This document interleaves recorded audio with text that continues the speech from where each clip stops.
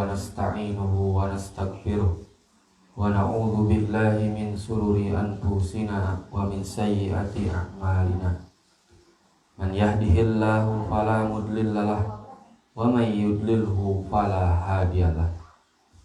Asyhadu an la ilaha illallah wahdahu la syarikalah wa asyhadu anna Muhammadan abduhu wa rasuluh alladzi la nabiyya ba'da, amma ba'du.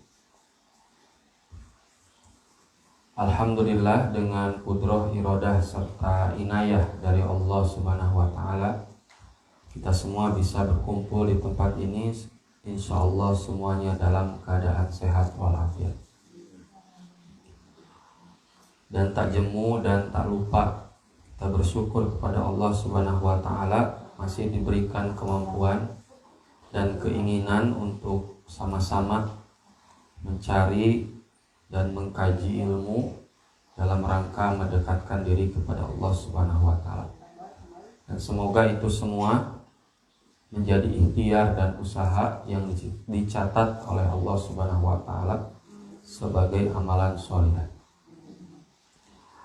Ibu dan Bapak yang dimuliakan Allah Subhanahu wa taala, insyaallah kita melanjutkan kembali tentang istilah manusia atau nama yang digunakan oleh Allah Subhanahu wa taala ketika menyebut manusia dalam Al-Qur'an.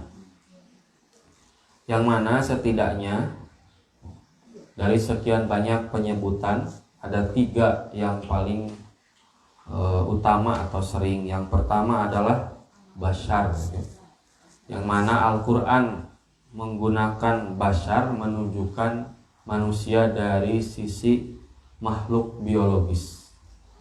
Artinya manusia itu secara fisik sama seperti makhluk Allah lainnya.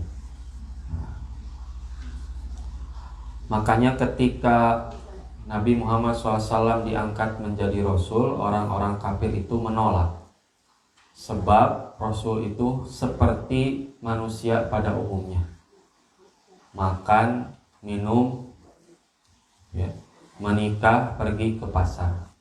Apa bedanya Muhammad dengan kami? Yang membedakan adalah yuha ilayya, yaitu diwahyukan kepadaku. Begitu kata Nabi Muhammad SAW diperintahkan oleh Allah. Kemudian juga Al-Quran menyebut manusia sebagai al-insan, yaitu manusia sebagai makhluk unggul, makhluk yang berbeda dari makhluk-makhluk Allah yang lain. Sekedar contoh, Allah menciptakan manusia itu menggunakan kalimat fi ahsani taqwim, dengan sebaik-baik bentuk. Tapi di sisi lain juga al-insan menunjukkan manusia sebagai makhluk yang hina dina, manakala manusia itu menghilangkan aspek ketuhanan yang ada dalam dirinya. Sebab manusia itu diciptakan dari 2 unsur. Satu unsur yang hina, yaitu dari tanah, min hamma'in masnun, dari tanah liat yang dibentuk. Kemudian ketika sudah selesai, wa nafakhtu ruhi, kata Allah, dan kami tiupkan ruhku, dan aku tiupkan ruhku. Nah, makanya ketika melihat manusia dari aspek penciptaan, iblis itu menolak untuk sujud, menolak untuk menghormati Adam. Ana khairun minhu, kata iblis. Saya itu lebih baik daripada Adam dari segi penciptaan. Ditegaskan lagi, khalaqtani min nar. Aku ini diciptakan dari api. Wa khalaqtahu min tin. Sedangkan dia, Nabi Adam, itu diciptakan dari tanah. Itu.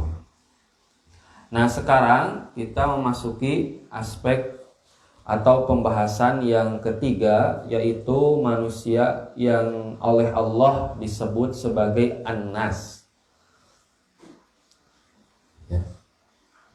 Kalau bashar memuat manusia dalam konteks atau aspek biologis, kemudian al-insan dari aspek rohani atau spiritual. Nah, maka an-nas itu mengacu pada konsep manusia sebagai makhluk sosial. Makhluk sosial.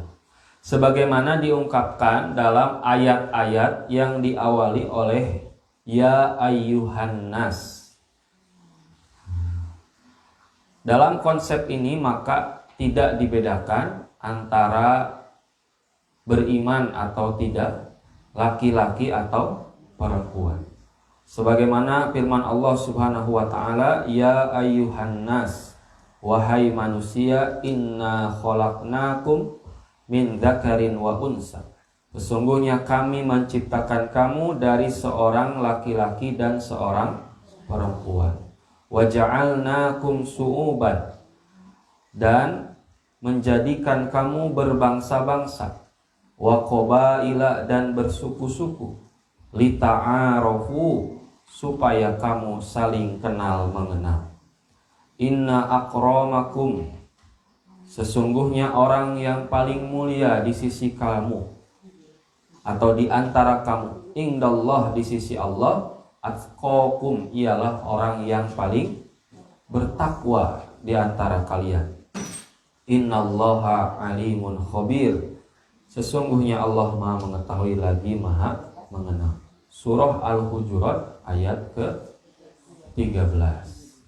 Nah, dalam konteks ini Allah menyeru ke seluruh manusia, ya, tidak memandang iman atau tidak, tidak memandang laki-laki atau perempuan, yang mana konteksnya adalah manusia sebagai makhluk sosial, yang mana perintah dalam ayat ini diantaranya agar saling mengenal, lita'arofu, dan menegaskan pula bahwa yang paling bertakwa bukanlah Arab, non-Arab, ya, bule, non-bule, kulit putih, kulit hitam, tapi akramakum, itu orang yang paling mulia di antara kalian di sisi Allah, atqakum, adalah orang yang paling bertakwa. Nah, ketika Allah menyebut An-Nas dalam Al-Quran itu diulang kurang lebih 240 kali, ya, 240 kali. Nah, penggunaan An-Nas yang lain gitu ya, bisa dibagi lagi menjadi dua ungkapan. Yang pertama, manusia dengan karakteristik khusus, jadi punya karakter khusus yang diungkapkan dengan kata wa minan nas. Nah, manusia dalam kategori ini diantaranya yang pertama adalah manusia munafik. Jadi sampai akhir zaman akan ada orang-orang munafik, yaitu dalam surah Al-Baqarah ayat 8, wa minan nasi, dan di antara manusia ada, bahkan akan selalu ada, may yaqulu amanna, orang yang berkata amanna billahi, kami beriman kepada Allah, wabil yaumil akhir, dan kepada hari akhir, tetapi wa mahum bimu'minin, mereka hakikatnya tidak beriman. Jadi manusia yang Allah ciptakan pasti ada dia orang-orang yang munafik. Nah, kemudian manusia pula sebagiannya akan ada yang cinta dunia, ya, yaitu di surah Al-Baqarah 165, wa minan nasi, dan di antara manusia, mayyattakhidhu min dunillahi andada, ada orang-orang yang menyembah tandingan-tandingan, ya, min dunillah, selain Allah. Yuhibbunahum kahubbillah, mereka mencintainya sebagaimana mereka mencintai Allah, ya. Walladzina amanu, adapun orang-orang yang beriman, asyaddu hubban lillah, amat sangat cintanya kepada Allah. Walau yarawna alladzina zalamu, dan jika seandainya orang-orang yang berbuat zalim itu, ya, id yarawnal adzaba, mereka melihat, mengetahui siksa pada hari kiamat, annal quwwata lillahi jami'a, bahwa kekuatan Allah, kepunyaan Allah semuanya. Wa annallaha syadidul iqab, dan Allah amat berat siksaan. Nah, niscaya mereka menyesal. Nah, berarti mereka mencintai, ya, Anda dan tandingan-tandingan. Nah, ini andad itu banyak, bukan sekedar sesembahan, tapi juga perkara-perkara dunia yang melalaikannya dari beribadah kepada Allah.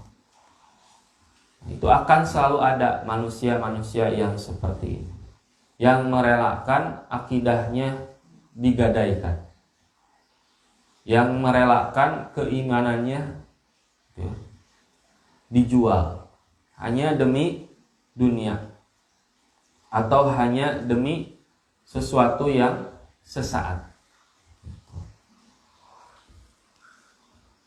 Kemudian yang ketiga, di antara manusia juga akan senantiasa ada orang dengan karakteristik penjilat, ya. Wa minan nasi, dan di antara manusia, may yu'jibuka, ada orang yang ucapannya, qauluhu fil hayati dunya, tentang kehidupan dunia, yu'jibuka, menarik hatimu. Wah, gitunya luar biasa. Wa yushhidullaha ala ma fi qalbihi, dan dipersaksikannya kepada Allah atas kebenaran isi hatinya. Ya. Dia nampak seperti orang yang beriman, membela agama. Akan tetapi wahuwa aladul khisam, padahal ia adalah penantang yang paling keras. Padahal ucapannya, kata Allah kepada Nabi, yu'jibuka, sampai-sampai membuat kamu takjub, membuat kamu tertarik. Tapi ingat, wahuwa aladul khisab, merekalah orang-orang yang akan menjadi penentang dan penantang kamu yang paling keras. Itu akan selalu ada. Kemudian yang keempat, bahwa akan senantiasa ada manusia pembangkang. Seperti firman Allah Subhanahu wa taala di surah Al-Hajj ayat ke-8. Wa minan nasi, dan di antara manusia, may yujadilu fillahi, ada orang-orang yang membantah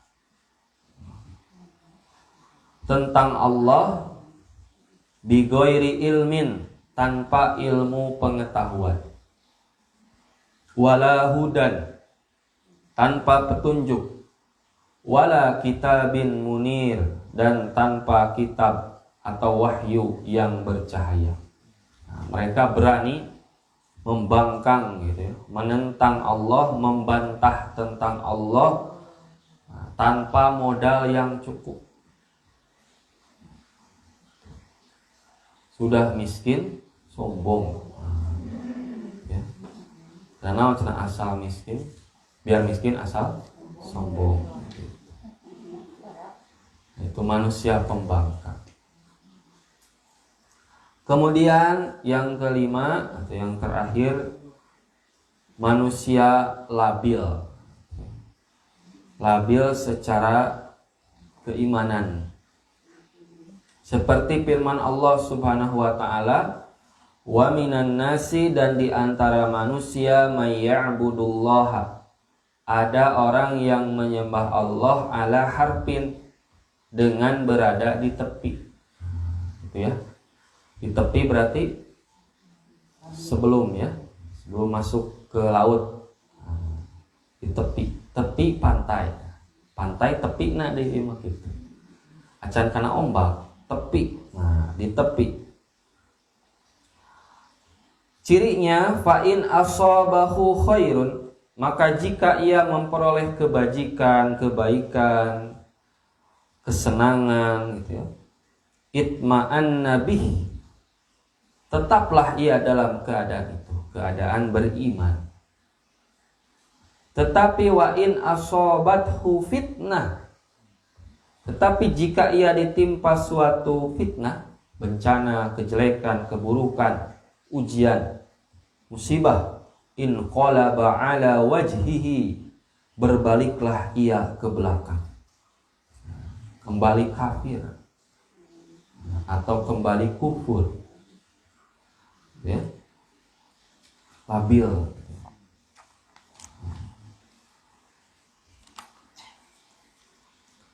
Khasira dunya wal akhirah, rugilah ia di dunia dan di akhirat.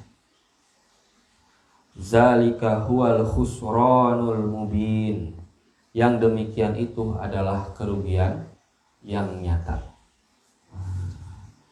Kerugian yang nyata. Nah, itu ungkapan An-Nas dalam kategori yang pertama, yaitu manusia-manusia dengan karakteristik khusus, yang mana hal ini menyangkut bagaimana hubungan manusia dengan Allah juga sesama manusia. Nah, yang mana harus diwanti-wanti bagi kita kaum muslimin bahwa akan senantiasa ada manusia-manusia yang seperti ini. Jangan aneh. Kemudian yang kedua, manusia dengan karakter umum, yang biasanya diungkapkan dengan kalimat aksarun nas. Ini mayoritas manusia. Ya. Tadi masih sebagian manusia, sekarang mayoritas manusia. Nah, manusia dalam kategori ini diantaranya adalah manusia berkualitas rendah, baik ilmu maupun iman. Sebagaimana firman Allah Subhanahu wa taala di surat Rum ayat ke-6. Wa'dallah, sebagai janji Allah yang sebenarnya dari Allah, la yukhlifullahu wa'dah, Allah tidak akan pernah menyalahi janjinya. Walakinna aksaron nasi la ya'lamun, tetapi kebanyakan manusia tidak mengetahui.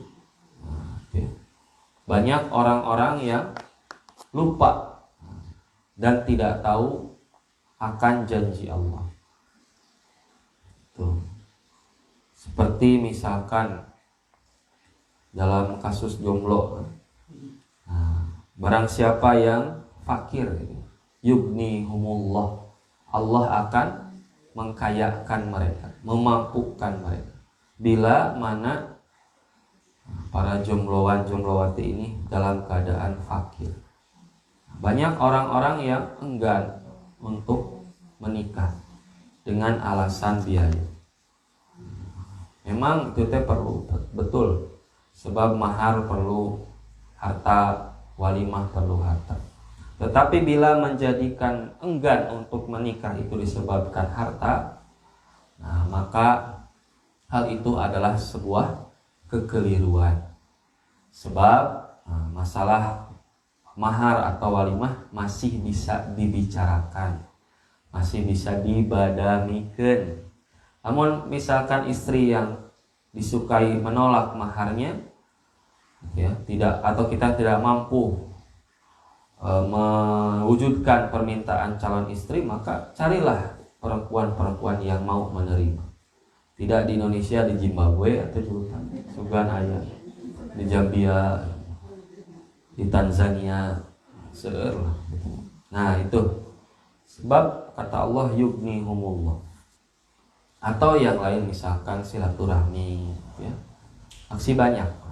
Itu aspek sosial. Bukan apalagi aspek-aspek seperti infak, sedekah yang menumbuhkan ya sampai berapa 700 cabang gitu ya. Dan terus menerus gitu ya, akan melahirkan kebaikan. Tapi ternyata malah menghamburkan uang dalam hal-hal yang lain. Itu artinya mereka lupa akan janji Allah. Contoh misalkan terakhir dalam kasus Al-Quran, kata Nabi, khairukum man ta'allamal Quran wa 'allamahu. Sebaik-baik dari kalian adalah yang mengajarkan Al-Quran, belajar dan mengajarkan Al-Quran. Nah tentu dalam belajar dan mengajar pasti butuh Al-Qurannya, mushaf. Nah Indonesia itu sebagai negara muslim terbesar di dunia dengan populasi terbesar, Al-Qurannya itu baru memenuhi 40% dari populasi di seluruhnya. Jadi masih banyak kaum muslimin yang belum memiliki mushaf Al-Quran. Yang kurang lebih kalau dikalkulasikan biayanya hanya sekitar 17 atau 10-17 triliun untuk memenuhi kuota, bahkan bisa kurang ya, tergantung biaya penerbitan. Tetapi gitu ya, itu semua masih belum bisa terwujud. Tetapi dalam kasus pilkada gitu ya, setiap pasangan calon kata Mendagri gitu ya, maharnya bisa mencapai satu pasangan calon itu 3 triliun. Paling murah itu 1 miliar, 3 miliar. Nah, 3 miliar bahkan bisa sampai triliunan. Kalau sekarang ada 250 kepala daerah dikali dengan 3 miliar, sudah berapa? Nah, ternyata orang-orang lebih banyak menghambur-hamburkan uang. Belum lagi serangan pajak okay, dan hal yang lainnya. Padahal kata Allah, khairukum man ta'allamal Qur'an wa 'allamahu. Bahkan ahlul Qur'an adalah ahlullah. Orang yang mempelajari Al-Quran, menghafal Al-Quran adalah keluarga Allah ya. Nah, tetapi orang lupa bahwa janji Allah maha benar. Nah itu ya. Kemudian yang kedua, manusia itu kebanyakan tidak bersyukur. Sebagaimana firman Allah Subhanahu wa taala, alam taro ilal ladzina kharaju min diyarihim. Apakah kamu tidak memperhatikan orang-orang yang keluar min diyarihim dari kampung halaman mereka? Ulufun, sedang mereka beribu-ribu jumlahnya. Mereka pergi dari kampung halaman mereka. Hadarul maut, karena takut mati. Nah, ini kalau tidak salah dalam kasus Bani Israil ya. Faqala lahumullahu mutu. Maka Allah berfirman kepada mereka, mutu. Sanes mutu coy. Mutu, matilah kamu. Summa ahyahum. Kemudian Allah menghidupkan lagi mereka. Innallaha ladzu fadlin 'alan nas. Sesungguhnya Allah mempunyai karunia terhadap manusia, walakinna aksaron nasi la yashkurun.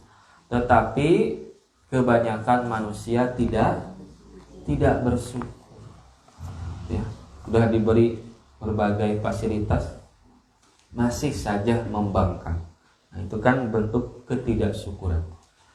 Nah, kemudian ya, kebanyakan manusia tidak beriman. Afaman kana ala bayyinatin. Apakah orang-orang kafir itu sama dengan orang-orang yang ada atau mempunyai bukti yang nyata mir rabbihi dari Tuhannya, wa yatsluhu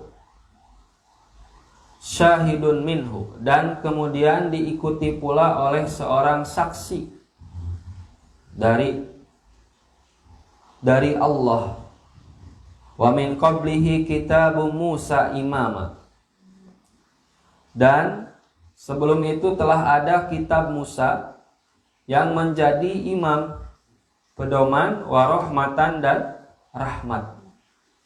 Ulaika yu'minuna bihi, mereka itu beriman kepada Al-Quran. Wa may yakfur bihi, dan barang siapa di antara mereka orang-orang Quraisy minal ahzab, ya, dan sekutu-sekutunya yakfur bihi, kufur gitu ya, kepada Al-Quran, fannaru mau'iduhu, maka nerakalah tempat yang diancamkan. Fala taku miryatin minhu, karena itu janganlah kamu ragu-ragu minhu terhadap Al-Quran. Innahul haqqu mir rabbik, sesungguhnya Al-Quran itu benar-benar dari Tuhanmu. Allah menegaskan, walakinna aksaron nasi la yu'minun, tetapi kebanyakan manusia tidak beriman, ya, tidak beriman. Nah, kita sudah melihat fakta itu. Al-Quran yang sudah 1400 tahun lebih tidak dapat digoyahkan, bahkan malah dapat dibuktikan dengan ilmu pengetahuan, tapi tetap kebanyakan manusia tidak beriman. Kemudian ya, kebanyakan manusia itu lalai, lupa akan kewajiban dia diciptakan atau hidup di dunia.